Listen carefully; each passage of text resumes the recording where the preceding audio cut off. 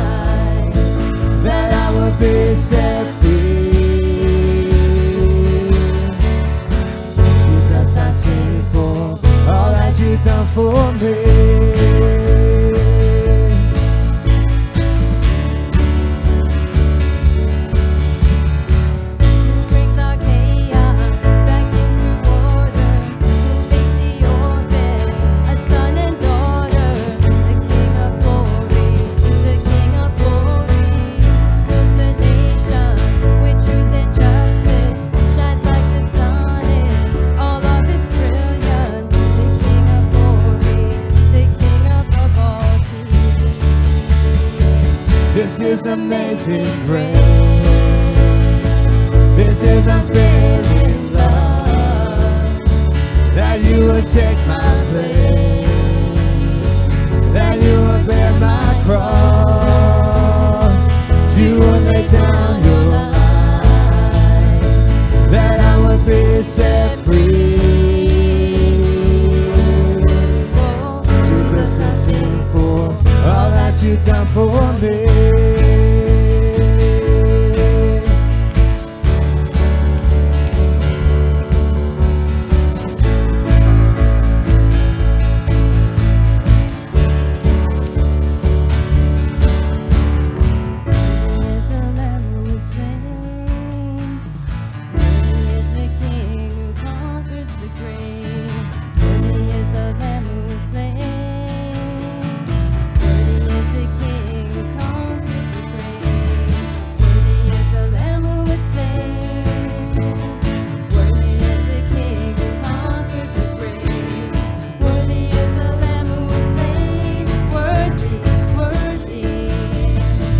This is amazing grace. This is unfailing love, that you would take my place, that you would bear my cross, you would lay down your life, that I would be set free. Jesus, I sing for all that you've done for me.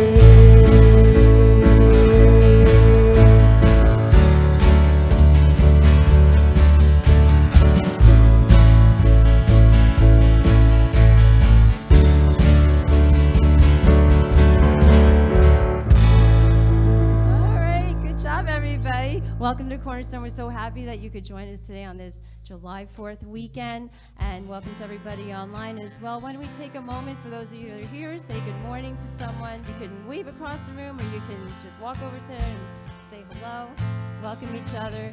And for those of you joining us online, we're so glad you could join us today. And we just pray that we are a blessing to you on this 4th of July weekend. Remember that you can connect with us on our website, cbctoday.com/connect. Let us know where you're from. Let us know how we could be praying for you, or how we could be more of a blessing to you each week.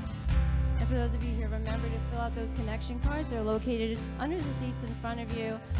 You too, let us know how we could be praying for you as well. If you're going through something, you do not need to go through that alone.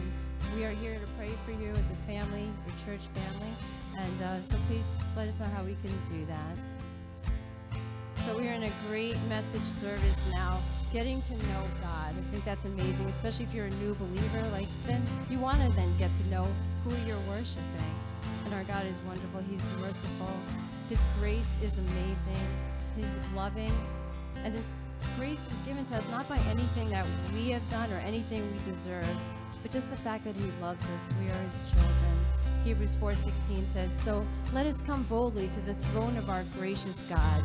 There we will receive His mercy, and we will find grace to help us when we need it most." Let's really believe that as we continue in our worship together.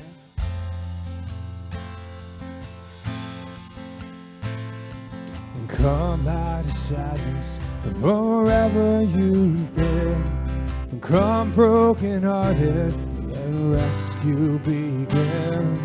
Come find your mercy, oh sinner, come near. 'Cause earth has no sorrow that heaven can't heal.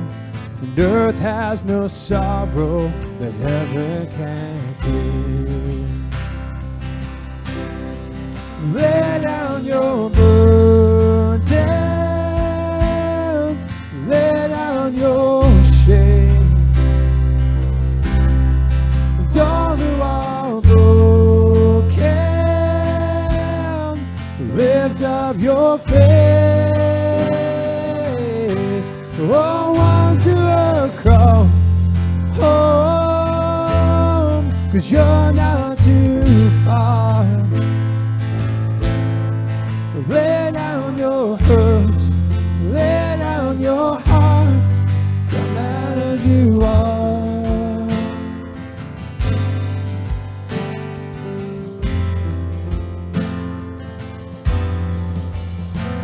There's hope for the hopeless and all those who stray. Come sit at the table and come taste the grace. There's rest for the weary, rest that endures. 'Cause earth has no sorrow that heaven can't cure. Lay down your burdens, lay down your shame. All who are broken, lift up your face. Come home, 'cause you're not too far. Lay down your hurts, lay down your heart, come as you are, come as you are, just fall in His arms. Come as you are. There's joy for the morning, oh sinner, be still. 'Cause earth has no sorrow that heaven can't heal. 'Cause earth has no sorrow that heaven can't heal. Lay down your burdens, just lay down your shame. All who are broken, just lift up your face. Oh, want to welcome home, 'cause you're not too far. Lay down your hurts, lay down your heart, come as you are. Come as you are. Come as you are. Come as you are. Let's go for a God in prayer. God, that song we just sang, those words that we just got done singing to you, come as you are. That's what you invite us to do in your word, to come as we are in our brokenness, God, in our sorrow sometimes, and just present ourselves to you humbly, asking for you to continue to work on our lives, to encourage us, to bless us, God, to strengthen us, to guide us, and all those things. And we can't make it through this world without being dependent on you. We're going to speak about that this morning, God, how trustworthy you are. And that the God that you never pull us out of a situation, God, that you're not already in there with us. And we just thank you for that trust that we have and the faith that we can have in you and through you, Jesus. So bless this time as we continue to sing about this trustworthy, this grace that we have through you. As we continue to worship you this morning. In your name, amen.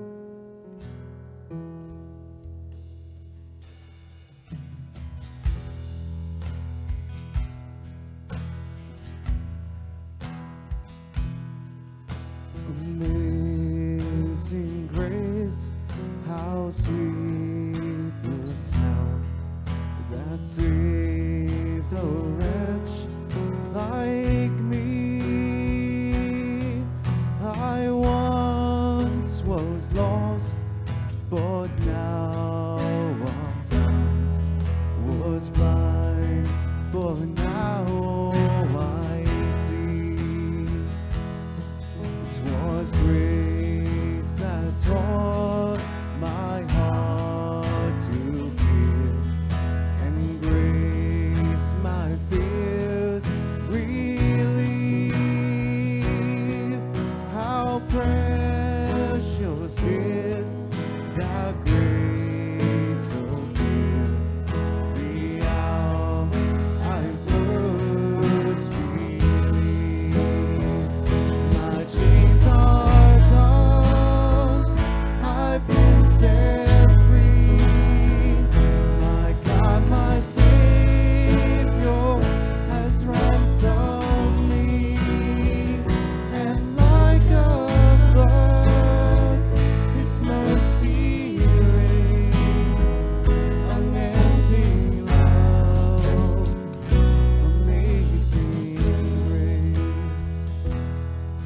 The Lord has promised good to me. His word, my hope secures. He will my shield and portion be, as long as life endures. My chains are gone, I've been set free. My God, my Savior has ransomed me, and like a flood, His mercy reigns, unending love, amazing grace. The earth shall soon dissolve like snow. The sun forbear to shine. For God who called me here below will be forever mine. Will be forever mine. You are forever mine. Thank you. Maybe see you this morning.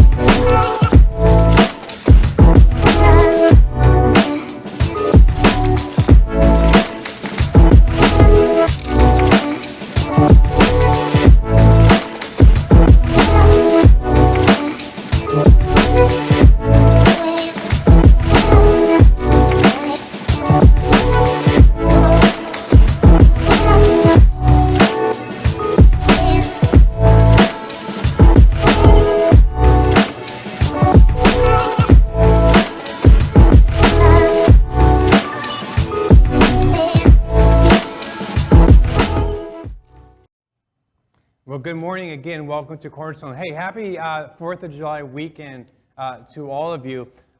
This is one of my favorite holidays that obviously as a country that we celebrate and that we uniquely can celebrate. I remember growing up in Canada for about 10 years in my life. We would still celebrate the 4th of July. We would hang our American flag out front in Canada, but we also celebrate Canada Day, which just passed a few days ago as well. So we kind of got both holidays out of it. 4th of July is obviously something very special in this country. I think so even more in this day and age, the freedom that we have, and the freedom we continue to have.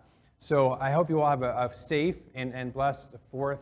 I want to continue, though, this week, as Mia said so well, we're talking about the attributes of who God is. And the title of the series is called God Is in the Blank. And this week we're talking about the trustworthiness of our God. Last week, we talked about His mercy and how important His mercy. We talked about 3 attributes of that mercy. First of all, the justice. And remember, justice is when you get what you deserve. We all like justice. We want justice for different things in our lives. Here's the thing about justice. We all want justice except if it's for us, right? Because what we get is grace. That is when you get what you don't deserve. And we sang about amazing grace this morning in a couple different ways. The grace, this is amazing grace, and ended it with amazing grace. And grace, again, is when you get what you don't deserve. And I'm so glad that I don't get that justice that I so justly deserve, that through God's grace, I get much more.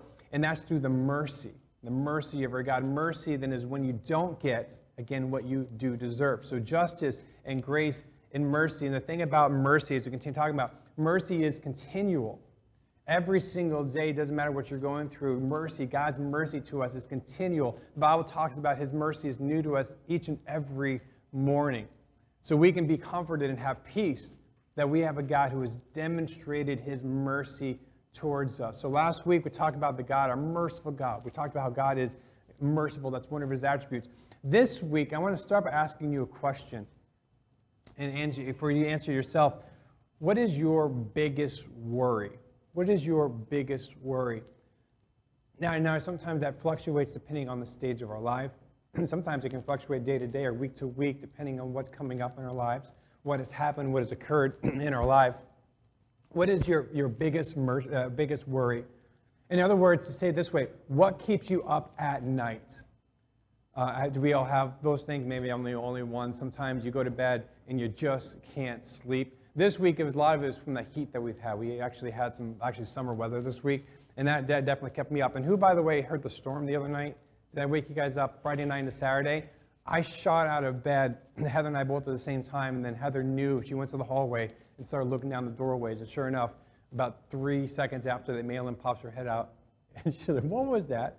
So that keeps you up. But other than that, think about the anxiety, think about the stressors, think about the things that happen in your life. What is your biggest worry? What keeps you up at night? Thank you so much. Going from singing to talking there's a lot sometimes. All right. So maybe you don't have something that keeps you up at night, and I want to know your secret, because I think all of us do. But think about it.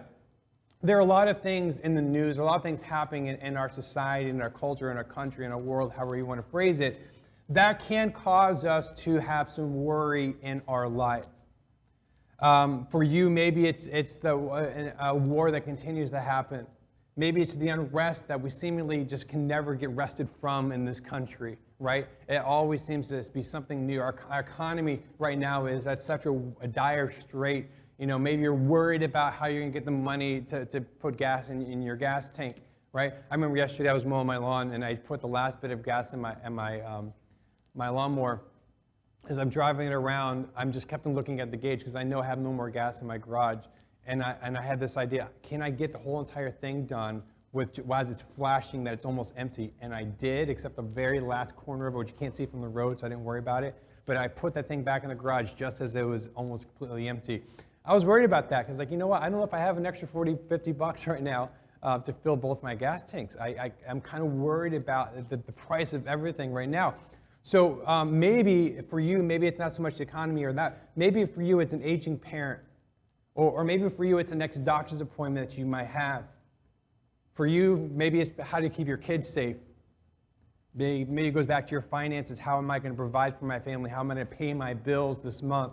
How am I going to pay off that college debt that kept on getting maybe pushed back and pushed back when now it's due? Maybe for you, it's I'm worried about losing my job, or I'm worried about finding the right job.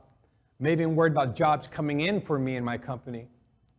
And I hate to do this, but if you weren't worrying then, maybe you're worrying now, because I've just named a bunch of stuff that maybe you're not worrying about. I didn't mean, that wasn't my intention, because here's the thing, worry has a way of finding us. For me, one of my biggest worries, I'll be open with you, one of my biggest worries is about getting everything done, doing everything that I need to do, and making sure that I'm touching all the bases that I need to touch, and accomplishing everything that I need to accomplish, and doing my jobs in my life. And that's a big worry for me. Here's the thing about worry. What we worry about the most often reveals where we trust God the least.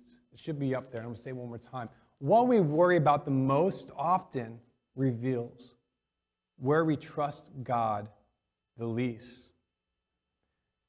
In the New Testament, the book of Matthew, chapter 6, verse 25, this is Jesus saying, this brought Jesus to say this to us. He says, therefore I tell you, can you read that last part with me? That next part. Therefore I tell you, do not worry about your life. And then it skips to verse 27.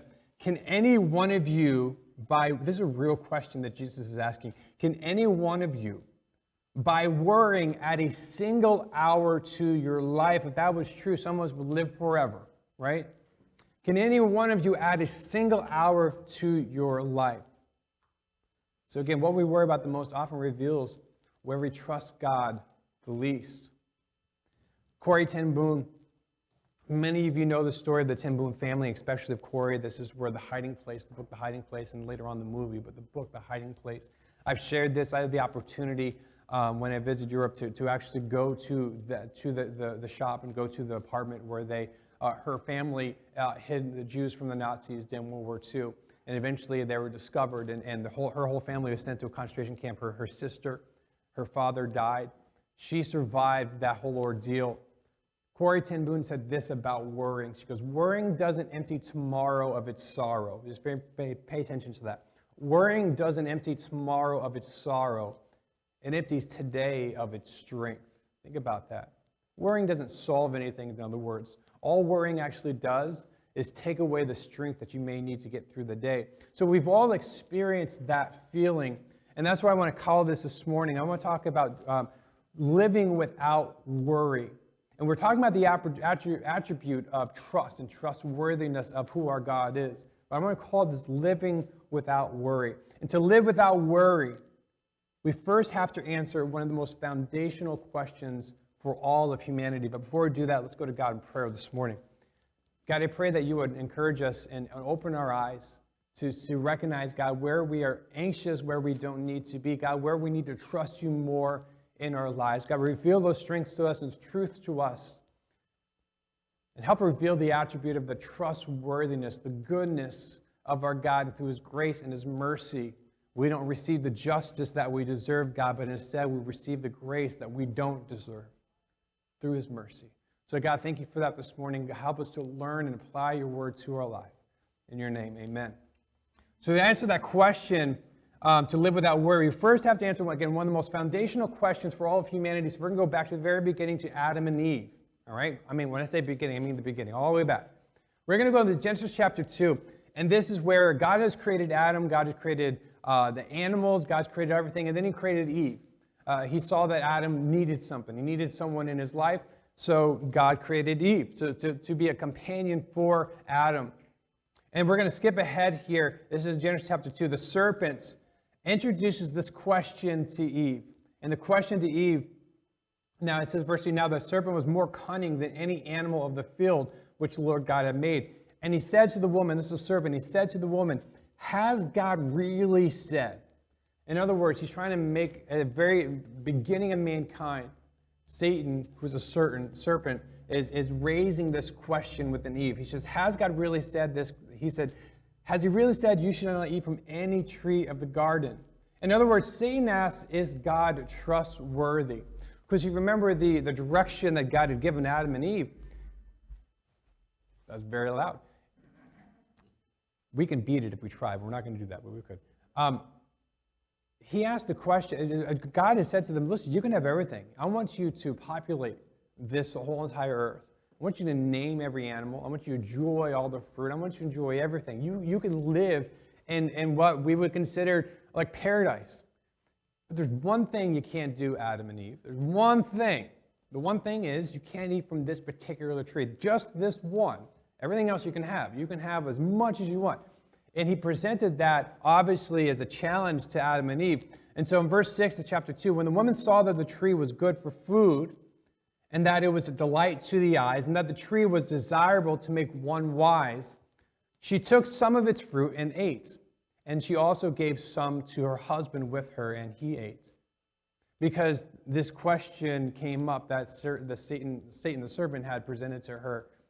In other words, do you really trust God? Do you really think something bad is going to happen to you? This temptation, as we call it in the garden, but that's really what it was. It was questioning whether God was truthful or not. Eve had a choice to make when she was presented with that opportunity, was presented with that tree. She had a choice to make, and she chose to trust in herself instead.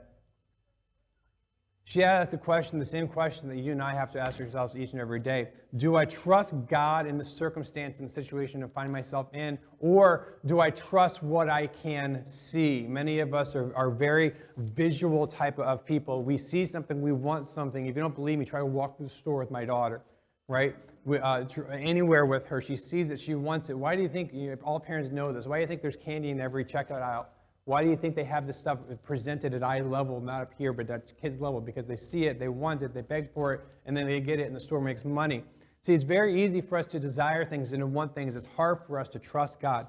So do we trust God, or do we trust in what I can see? Do we trust God, or do we trust what we desire? Do we trust God, or do we trust things that are more tangible, things that we can touch? Do we trust God, or do we trust things that we feel that we can have control of? So we all have a choice to make, just like Adam and just like Eve did. We all have a choice to make. Psalm chapter 67, verse 7 and 8. The psalmist writes this. He says, my salvation and my honor depend on God. He knew where his salvation came from. He knew where his honor, his character came from. He continues, he is my mighty rock, my refuge. I love this. Trust in him at all times, you people. Pour out your hearts to him, for God is our refuge. The psalmist understood that God is trustworthy. Trustworthiness is not what he does, it's who he is. God does not just do things that are trustworthy. Trustworthiness is part of his attributes, it's a part of his character. It's an innate part of who he is. So we're going to talk about three things this morning that we can remind ourselves of the goodness of our God, of the trustworthiness of our God. First thing this morning, God has been faithful before.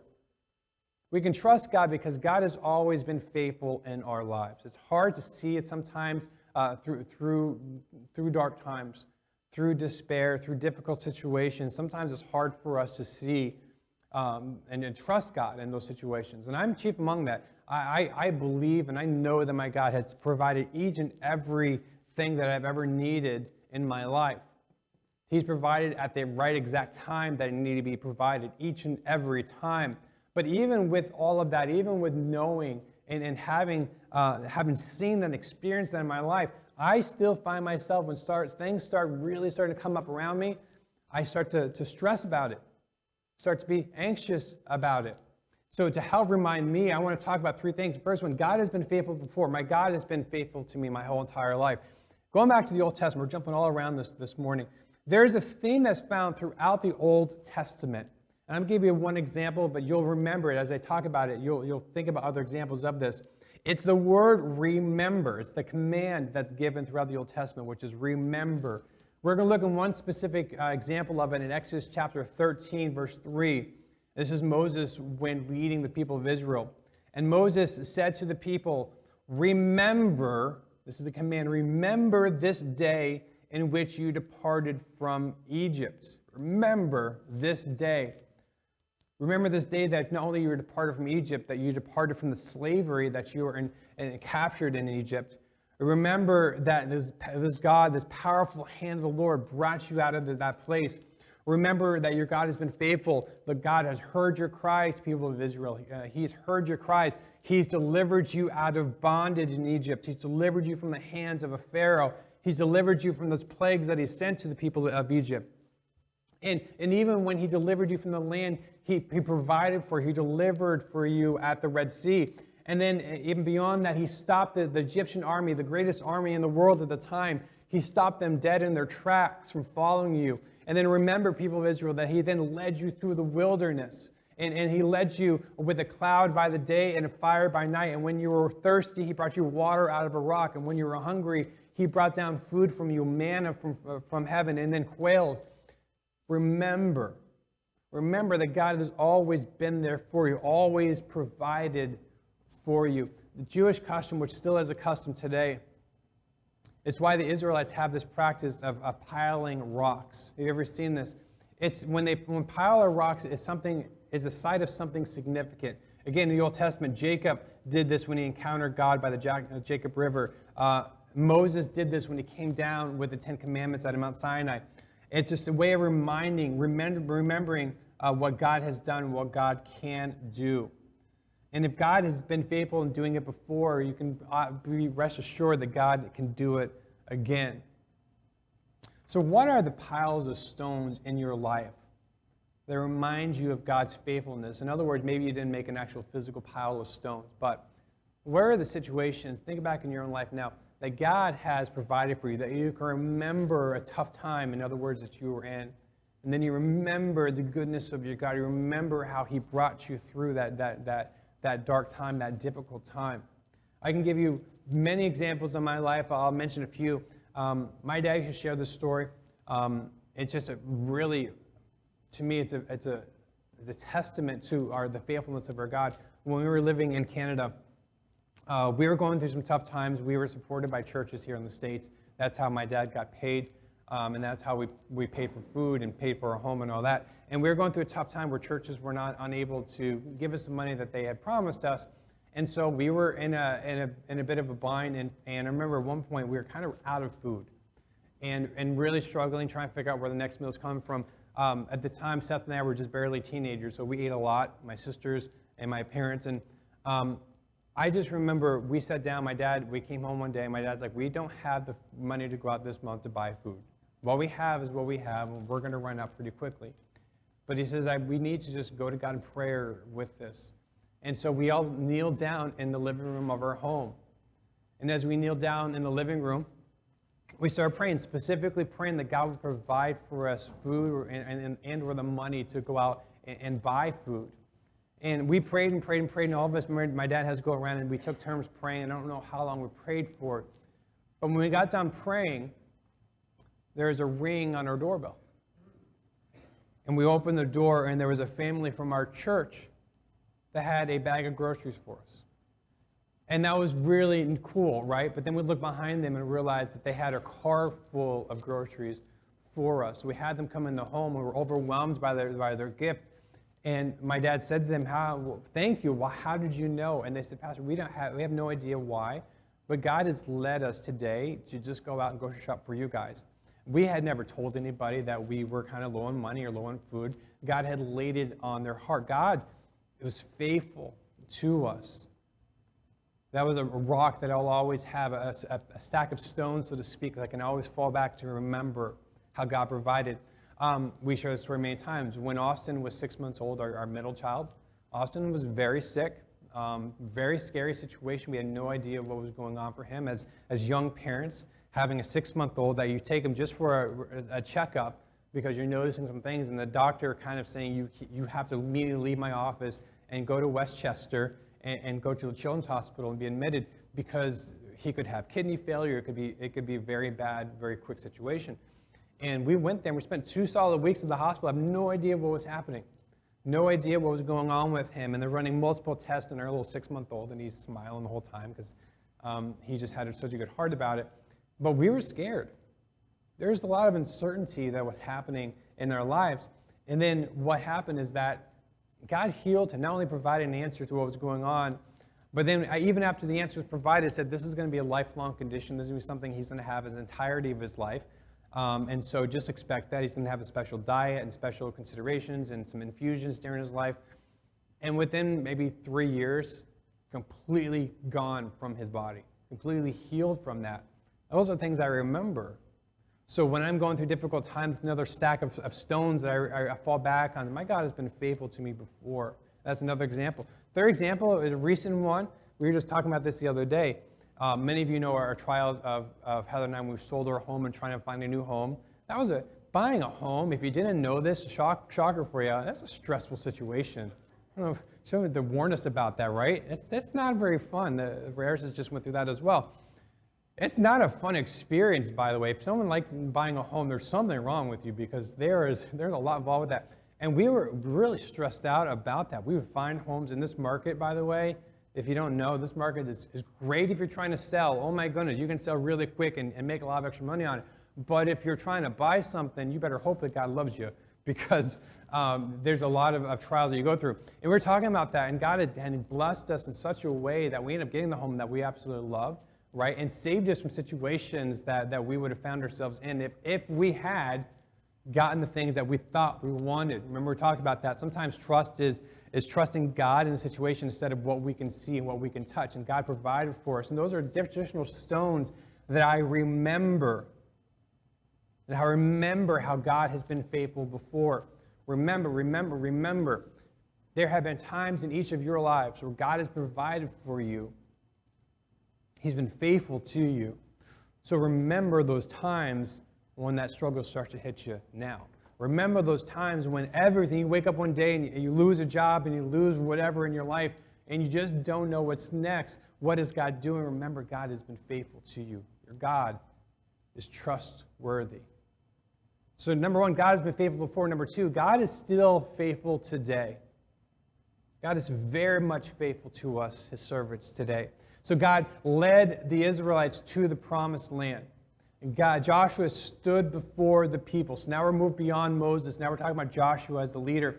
In Numbers chapter 14, verse 9, it says, "Only do not rebel against the Lord, and do not be afraid of the people of this land, because we will devour them." So just remember, they were led to the promised land. They spent 40 years getting to the promised land. And it didn't take 40 years to walk, by the way. God was purposely leading them on this really roundabout way of getting there to teach them a lot of different things, and very much including trusting him. And just give the examples how he gave them water, he gave them food, he gave them all that. But God, in every circumstance, God was using the opportunity to teach the people of Israel to trust him more. But at the onset of their journey, God had already promised them they would have this land. It was literally called the Promised Land. That's how they addressed it. So Joshua now, they're at the cusp of entering the Promised Land, and they're terrified. They got reports that there are giants that live in the land. And I'm not talking about Jack and the Beanstalk giants. I'm talking about a race of their enemy, of other people who were just really tall, really big warriors, ferocious-looking people. And they were terrified. But again, Numbers chapter 14, verse 9, "Only do not rebel against the Lord." In other words, Joshua is saying, you literally walked 40 years in the wilderness. Don't stop trusting now. Don't be afraid of the people of the land, because we will devour them. I love the language uses there. We will devour them. They don't stand a chance against us. It says, their protection is gone, but the Lord is with us. Do not be afraid of them. God is with you now. God is with you today. You see, Joshua understood something. And what Joshua understood was this, that our success is not dependent on what we see. I'm so glad. Our success is not dependent on what we see. Our success is not dependent on the size of the opposition. All right? It's not just if we are bigger and stronger than whatever we're facing. It has nothing to do with that. Our success is dependent upon the presence of God in our lives. That's how you can define success. It's on the presence of God in our lives. And here's the good news for all of you. We have some great news, the good news of Jesus. Now we're going to go to the New Testament, Matthew chapter 1. The very first chapter in the New Testament gets straight to the point. I don't have it up here, but we all know this verse. We say at Christmas all the time. Behold, the virgin will conceive and give birth to a son, and they will call Emmanuel, which means, what does Emmanuel mean? God is with us, present tense. God is with us. He's here today. The good news of Jesus Christ is that he is with us. We're going to go to the end of Matthew chapter 28 now. Jesus' last words to his disciples. He says, and surely I will be with you always. I will be with you always, even until the very end of the age. So the good news of Jesus Christ is what? Is that he is with us, always with us. It's not that every single time that we get in a difficult situation that God pulls us out of the situation. I think sometimes we think about it the wrong way. It's not that every single time that you get stuck in a hard place or going through a difficulty, it's not that God pulls you out of it. All right? What it really means is that every single time he actually enters that situation with us. It's not like we are walking side by side and we go astray and we find ourselves in a situation and God's like, what happened? Where'd you go? It's like losing a kid at Target, right? What happened to him?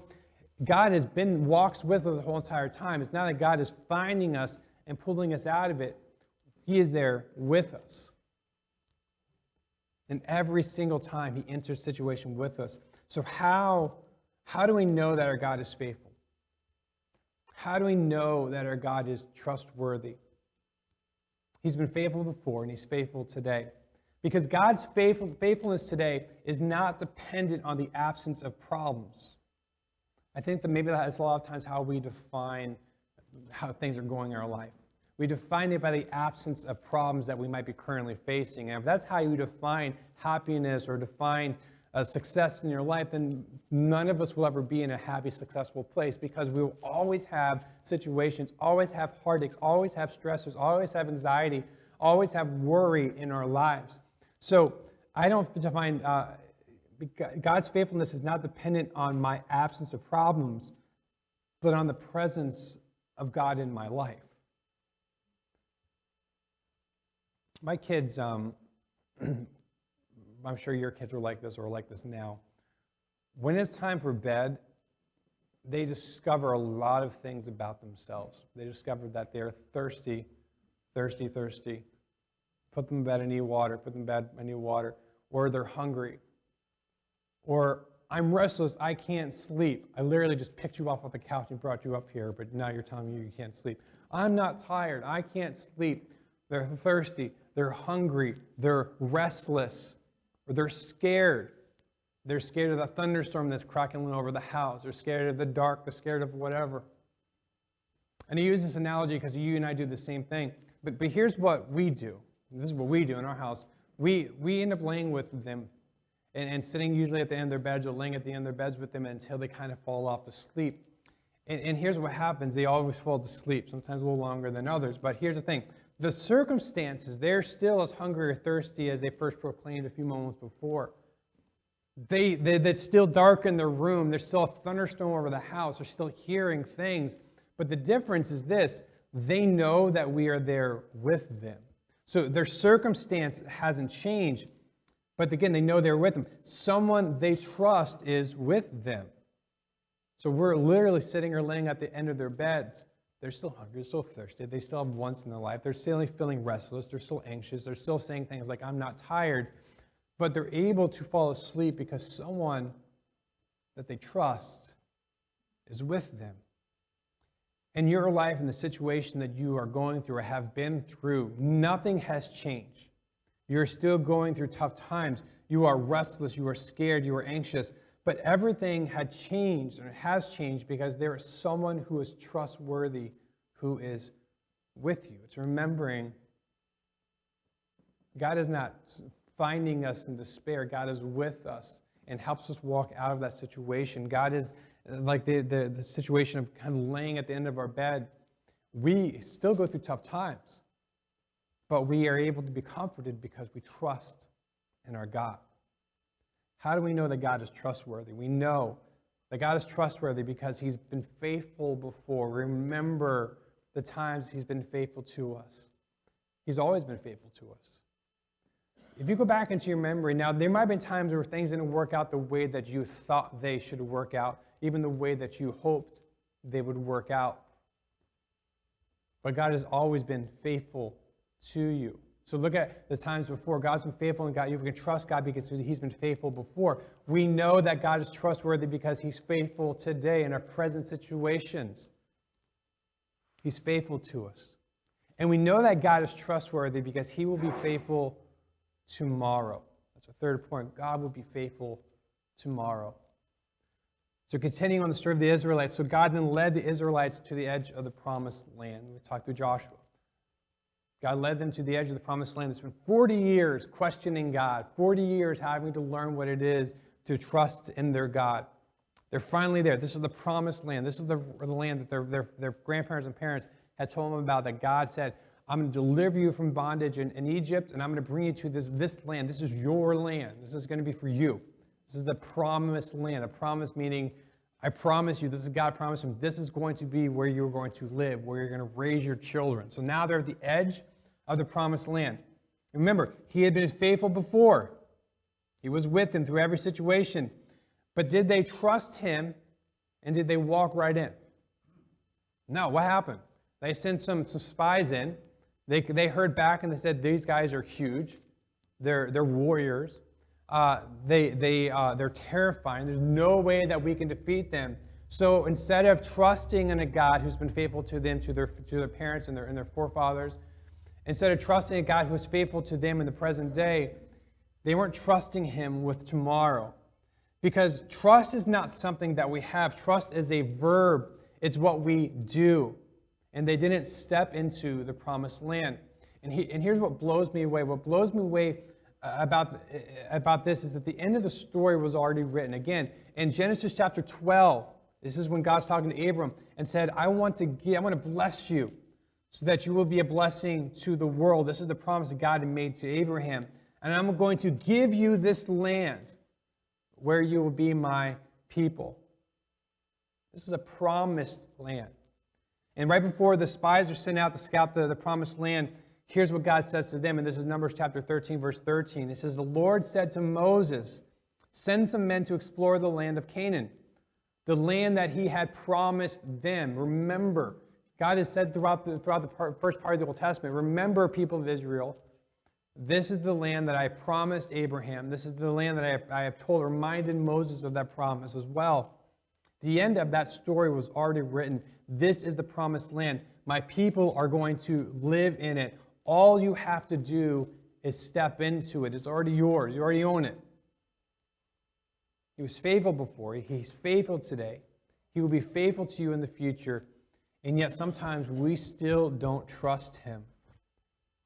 So the end of the story for the Israelites is obviously, we were not getting to the whole story, but they end up going into the promised land. Obviously, God, we were talking about Joshua and the city of Jericho and how He made the walls of Jericho fall. And that's a different story for a different day. But the long and short of it is they finally started to trust in a God.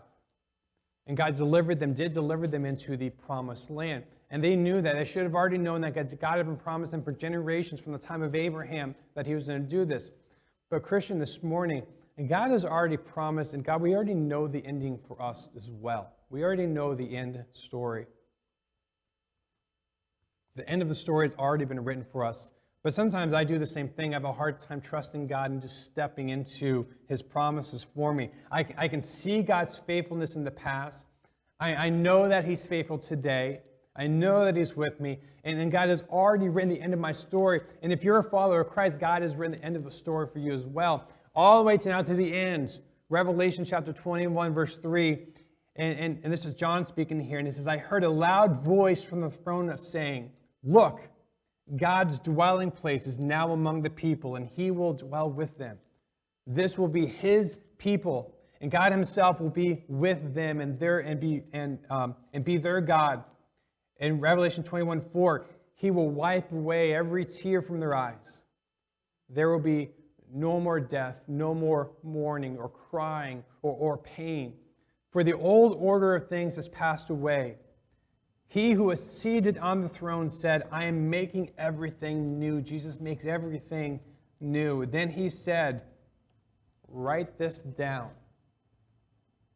For these words are trustworthy and true. Jesus' words are trustworthy and true. If you're a follower of Christ, the end of our story has already been written. And some of you are going, well, you know what? That's awesome. And you know what? I believe that. I do. And I'm sure most of you would agree. I believe that. Is God trustworthy? Yes. Can I see his faithfulness in the past in my life? Yes, I do. I know he's been faithful because he's been with me today. Yes, I know he is. He gives me comfort. He gives me guidance. He gives me direction. I know he will be faithful to me in the future. I know that. But what about the thing that I'm worried about right now? What about if that thing happens? Remember, I asked you, what's the thing that keeps you up on that? What's that biggest worry that you have in your life? You know what? That's a fair question. What about if the thing I'm worried about happens? What do you say to someone who's facing the biggest worry, hardship, difficult, whatever you want to call it? What do you say to someone that's facing a very difficult time in their lives? A lot of us have faced some difficult times, even recently. Hardships, struggles, heart aches. That verse we just read about the mourning, some of us have been through that, sad times and sorrow, still going through that. What do you tell that person who knows and trusts that God has been faithful to them in the past, knows that God is faithful to them in the present, knows that God's going to be faithful to us in the future, but you still have worry and doubt today? I wish when we all became believers and followers of Christ that all of our, not only that our sins, that we no longer sin. I wish that was the case, but that's not the case. That's not how God has designed it. I wish that we would never experience mourning and sorrow and heartache and anxiety. I wish those things didn't happen, but that's not how God has designed it. We live in a sinful world. We're going to deal with those difficult times. So what do you say to someone that's facing difficult worry, difficult things in their life? Back to the Old Testament. We're jumping around this morning. Isaiah chapter 46, verse 4 says this: I am He, God. I am He. I am He who will sustain you. What does sustain mean? Keeps you alive, provides for you, comforts you, guides you, whatever you need. I will sustain you. I have made you and I will carry you. That word carry is so powerful because carry implies that you need additional help. Maybe physically you can't walk any longer. Maybe emotionally, spiritually, you are just so drained and so tired that you can't take another step on your own. I have made you and I will carry you. Again, I will sustain you and I will rescue you. That's what you remind yourself when you're going through those times. Even though you trust in God, you're still going to face those times in your life. That's what we can remind each other. I am God. He says He is God. He says He will sustain you. He has made you. He will carry you. He will rescue you. Remember the goodness of your God. You make a decision to trust in God because God is trustworthy. And how can you say that in difficult times? Because God was faithful yesterday. He's faithful today. He will be faithful tomorrow. Back when I was in college, I had summer. I interned at a church up in Vermont. It was a great learning experience for me. I was the intern youth pastor at a small country Baptist church. And I lived in the area of Vermont where there was literally one light in the town. There was no fast food. There's one gas station, and I would fill up my truck on credit, not credit card. I would just say, put this on the account, that kind of credit, like old school credit, right? Put it on the tab. That's what we did. Small little town, not anything really to do in that town. To get to Burlington, which most people know Burlington, Vermont, is about 45 minutes to 50 minutes or so drive. Outside of Burlington, there was this place called Petroglyphs. It was an indoor rock climbing facility. Some friends that I had made up there, so they did this very, very often. They went rock climbing. It was something fun for them to do, and they said, do you want to go rock climbing? Maybe you don't know this about me. I'm not terrified of heights, but I don't necessarily like them. And it's weird. Certain things, I can be in a tall building, look out a window, and not be scared whatsoever. But sometimes the weird things, if I'm in someone's house We were in someone's house one time and they were building, it was a very large house, and they had their stairs built, but they didn't have railings built on the stairs yet. And I was at the top of the stairs, and I'm trying to walk down. I couldn't walk down. I had to scoot down. I got to tell you, I had to scoot down like a puppy down those stairs because for some reason, I was just like nauseous and terrified of going down the stairs because there's no railing there. So weird things about heights freak me out. But that summer, I said, you know what, this sounds fun. I'm going to try rock climbing. So I got into like a membership there. We went quite often. And when you're climbing, these are very tall, probably twice the size of even the ceilings in here. It's a very tall place. And they had different levels. You can start off and do grappling over there. But I wanted to do the big wall because everybody did the big wall. So it took some time, but I got used to doing it. And I started to really enjoy doing it. But when you do rock climbing, you have to have someone that belays you. You're tied off, so you're on a rope, okay? So then if you happen to fall, happen to slip, you're not going to die. They have a rope that catches you, but there's some trust that's involved with that. So sometimes nowadays they have belays that are built into the ground, so they just kind of someone monitoring it. But at the time, you were actually hooked in, and you were actually accountable to somebody else, all right? So there's a whole thing with even weight distribution. If you're going to belay for somebody, you had to make sure you can hold on to their body weight. It's all through pulls and levies and all that. But I learned how to do it, but I learned how to trust the people I was with. Because the first time I got to the top of that wall, and to get down, I explained it, but you kind of jump down while relying on the rope, okay? And so you have to hold on to the rope, and you kind of kick yourself off the wall and kick yourself off the wall as you work your way down. And it took some trust for me to do that. My son, Austin, likes rock climbing. He's a very adventurous kid. We actually did it a few weeks ago when we had our, we met as a church family at the castle in Chester, and they had the wall there. He saw the wall, and he said, Dad, I have to do the wall. So we went to do the wall. He got to the top of the wall fairly quickly. But when he reached the top of the wall, he paused and he froze. And not that he's scared of heights, but he forgot what to do next. And the guy at the bottom was saying, all you have to do is let go. And he looked down at me, and I could see his little eyes. And he's like, I can't just let go. And I said, buddy, grab onto the rope. Hold the rope. And he let go with one hand. He held on with one hand to the rope. And I said, now, just close your eyes and hold your other hand to the rope. And he let go completely and holding onto the rope. And at that point, gravity took over, and he came down safely and securely. Sometimes it's not about letting go of that worry in your life. It's about grabbing on to something else. For me, it's grabbing onto that rope. For my son, it was grabbing on to that rope. It's not about letting go of the anxiety or the stress or the heartache or the fear that you have in your life. It's remember that God has been faithful to you in the past. He's faithful to you now. And He will always be faithful to you in the future. Remembering and trusting in God. So it's not letting go and let God. It is, but it's not Jesus take the wheel, all right? But it kind of is, but not exactly.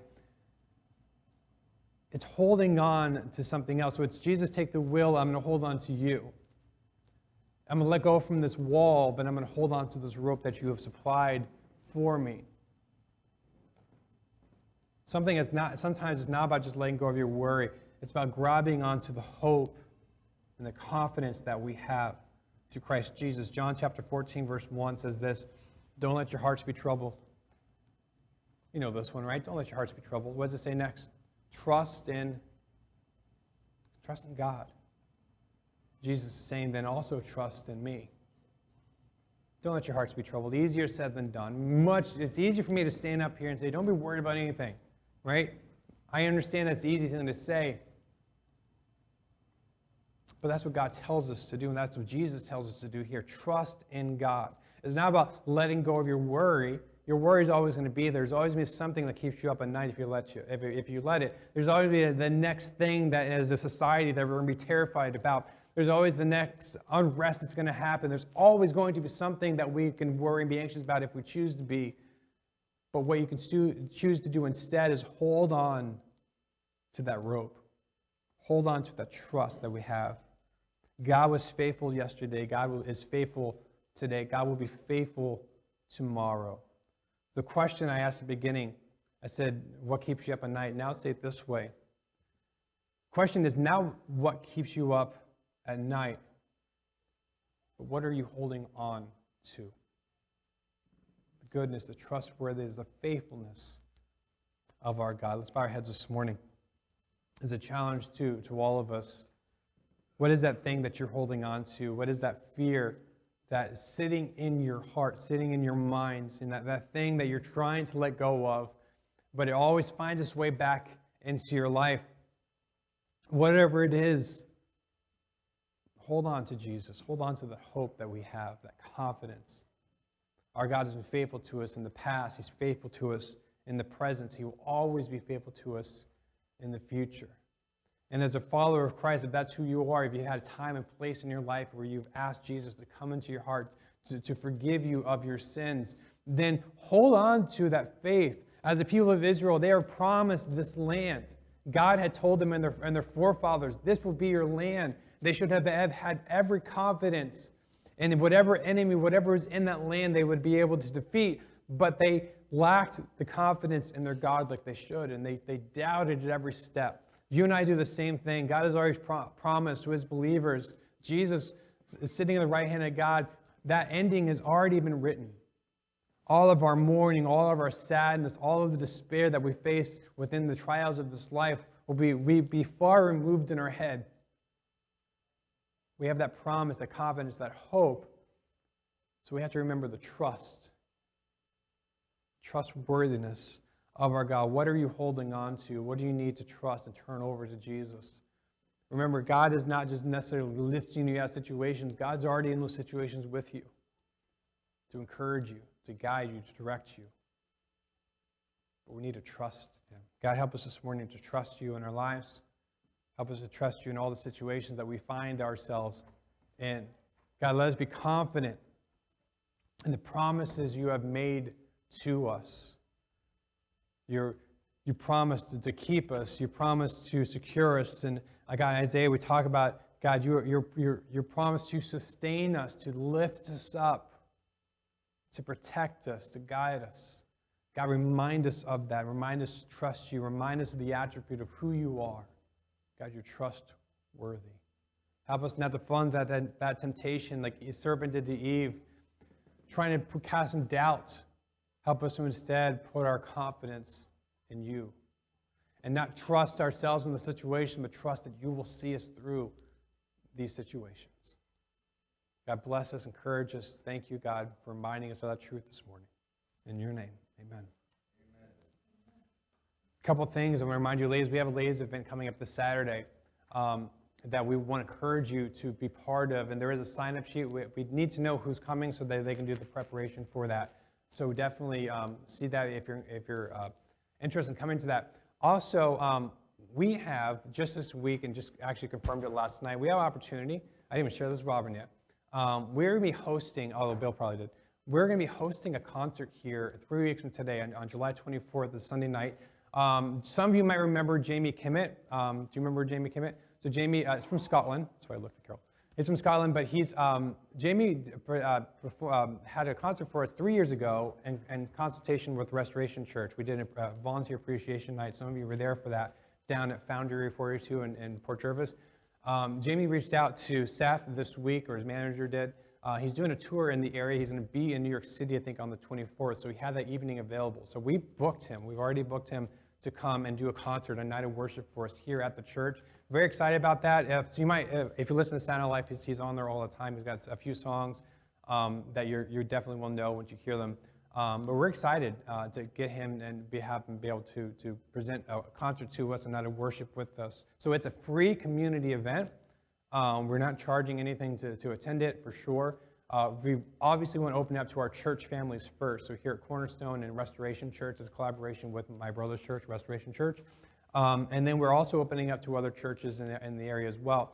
So there'll be information probably going out today in terms of signing up. So all are welcome. Because we want to open it up for community, we do need to pay attention to capacity.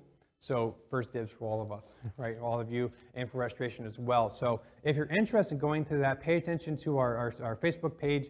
We'll have the information you need to sign up for that. Just let us know how many tickets. You can also let us know if you're going to come to it. We'll make sure to put your name down. But we need to keep track of who's coming so that we don't overbook it. I pray that we're overbooked, but I don't want people standing outside. So we're going to keep track of that. So definitely, we should have something out today, this afternoon, about how to register to attend that. But definitely next week as well, we'll have the information for you. So that's a very exciting event that we're doing on the 24th. Yes, Robin? July 24th at 6 p.m., Sunday night, July 24th. So plan to put in your calendars. It's going to be a really awesome experience, an awesome night. He's fantastic. He's really gifted. If you don't know, if you follow him at all, he actually was in a very bad car accident this last year. Very bad accident, and it actually destroyed his hand. He's a guitar player, so God has brought him through. I'm sure he'll share his story, but God provided some miracles in his life, and he's able to now perform again. So we're very excited to have him and to host him here. And there's other churches that he could have performed be at, but we've got him here, so we're excited about that. We thought about putting on Sound of Life. We probably won't advertise that way because it's 3 weeks from today, and they usually do 3 weeks. But we might putting on Sound of Life as well, and some other radio stations that we're connected with to try to get the word out. But we want all of you to have the opportunity to be here. We really want you to be here and experience it. So that comes out July 24th. I know Building 429, we announced that last week, and if you want information about that, I forget when that is, but that's going to be Orange County Fair. There's another Christian band that's going to be performing there for free with admission to the fair. We also have our Kids Summer program that's coming up this next month. So next week we're going to have some more details on that. We're going to our volunteer base and tell you what we need. VBSs, Vacation Bible Schools, are very prominent right now. This is the season for VBSs, so we do KSP because we like being different. So instead of calling Vacation Bible School, we call our Kids Summer program, but it's the same thing. With the exception that we always put together our own materials. We don't buy any of the VBS boxes that you could buy, which is nothing wrong with that, but we like being original. So me and Bill Whitaker are putting that together like they have been for a number of years now. And so we have more information about that. So stay tuned. We are definitely having that. Someone have asked, are we doing a Kids Summer program? Absolutely. It's a really great draw. And it's a great ministry opportunity we have for our community. So with all of that, I hope you have a blessed 4th of July, whatever you end up doing, whether it's staying at home or seeing some fireworks. I don't know, last night, they're coming from all directions from where we live, everywhere. I went out and I was like, oh, they're coming from here, but then I hear it over here. We just live off the mountain. So we just hear it everywhere. They're everywhere. Just listen, follow your ear, and you'll find some fireworks to watch. But be safe and enjoy this 4th of July. Have a great week.